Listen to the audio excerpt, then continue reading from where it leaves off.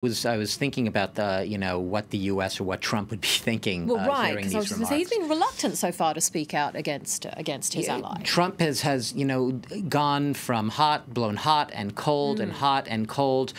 He's been there's been a conflict here, basically. He's had to, he's been under a lot of pressure from, namely, his own party in Congress, a lot of very outspoken Republican senators who have, some of them all but calling for the Crown Prince, if it's proven that he's responsible, to lose his throne, to lose, to no longer be the Crown Prince, have been taking a very tough line. And Trump has definitely, ahead of the midterms, been under pressure to be seen as tough, not be seen as caving in. Yet at the same time, this is a president who we've said time and again has really pinned his entire Middle East strategy, or whatever if you can call it that, on really Saudi Arabia. Saudi Arabia as the linchpin in his strategy, along with Israel, in that anti-Iran strategy. He can't really afford to lose it, and he's made clear in very contradictory comments about jobs created by arms sales, using different figures of how many jobs exactly are created.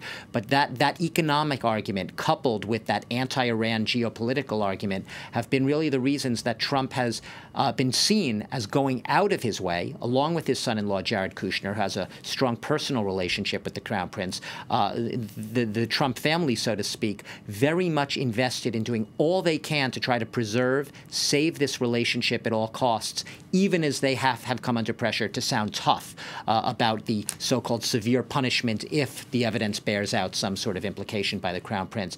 It's a tough position that Donald Trump is in, but what can clearly be said is it's not just an impression. It is clear that he has been trying to do everything up to shore up the defenses of this relationship, to make sure it's almost as if that he is aiding and abetting in the attempts to form a plausible story, a plausible scenario that everyone can settle on and buy so that they can go ahead in the relationship, go ahead with their strategy, go ahead with the arms sales, with the anti-Iran strategy, and so on and so forth.